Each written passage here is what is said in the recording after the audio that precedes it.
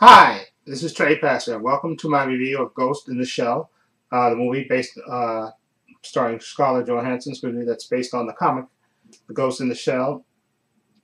Okay, this movie basically is about her character. She is Major, first of her kind.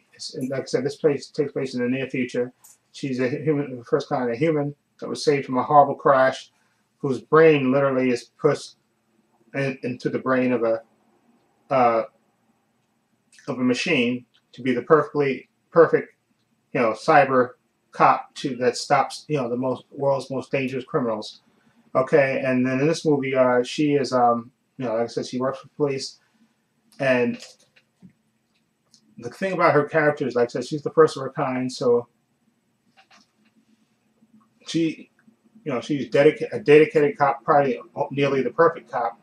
But the thing is, her character frequently has these flashes of her previous life when she was, human. Yeah.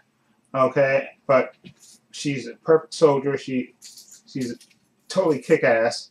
And in this movie, she's basically after a specific character, a terrorist. And oh yeah, I forgot to mention, her character was created by this company. She's like the perfect example for this company that actually did this surgery for her. She's like the perfect soldier, a perfect representative for this company.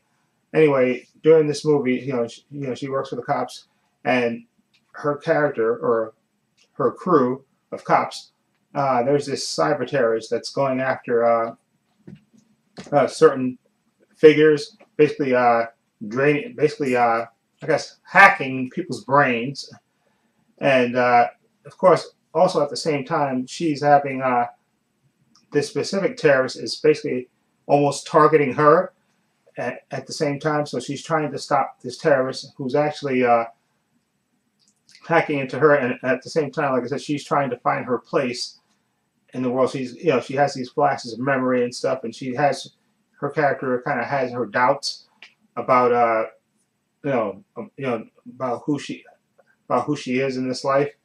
And this movie, I like that aspect of it, but I have to say this movie wasn't as good as I thought it was going to be.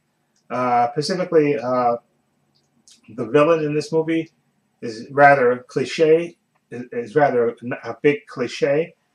Uh, Without spoiling it, the villain is basically who you would think it is in this movie.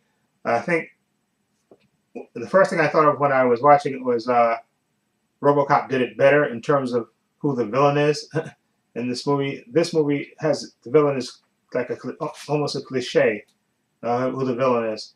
You could see it a mile. You could see it the first time you see the character who's the chief villain there. You can automatically say, "Oh yeah, this guy's the villain." You could just say, "Okay," and that's what kind of detracts from this movie that you know who the villain is right off the top. Scarlett Johansson, I think she tried to, she did her best. I think with her character, she's trying to play a character that, that's like the perfect soldier.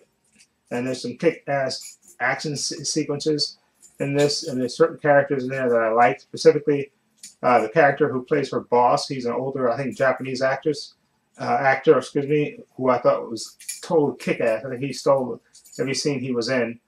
He was just, I loved his character, character that plays her boss. I think he was a total kick-ass character, and I liked the character that played her partner.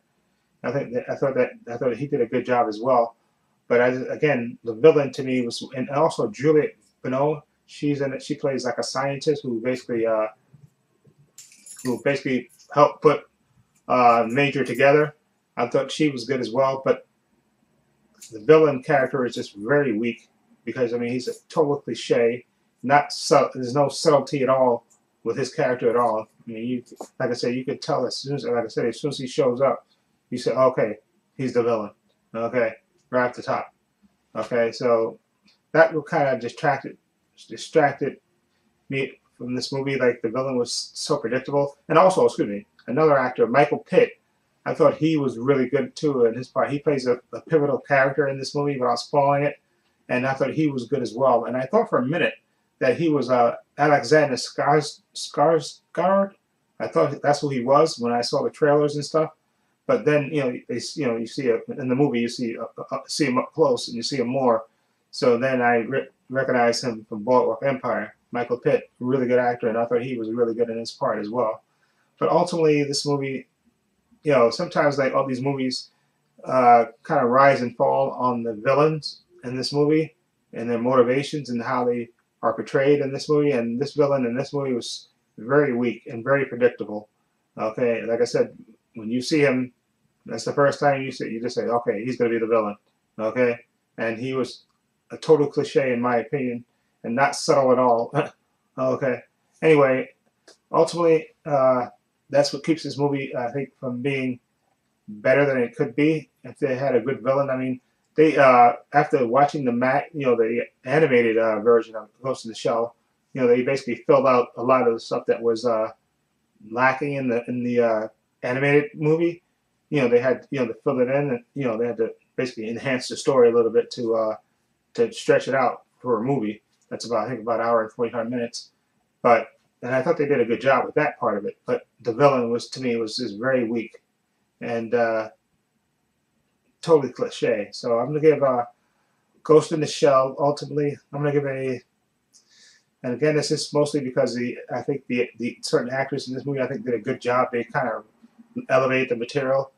So I'm gonna give it a 7.5 for Ghost in the Shell. Ultimately, it's not a great movie. It had the potential to be a great movie, but again, the villain was very weak and very predictable, and just kind of killed the movie for me. The villain being so weak. Okay, so Ghost in the Shell is 7.5.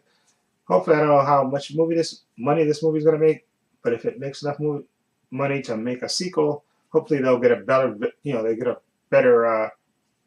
The writer will get a better. They'll get a better villain, I guess, or a protagonist, I guess, right? Or antagonist. No, not protagonist. Antagonist. Well, because I think that's a villain, right? The antagonist will be better if they do a sequel to this. Anyway, let me know what you think. If you've seen Ghost in the Shell, what do you think of it? Feel free to leave comments down below. And if you like this video, please hit the subscribe button down below.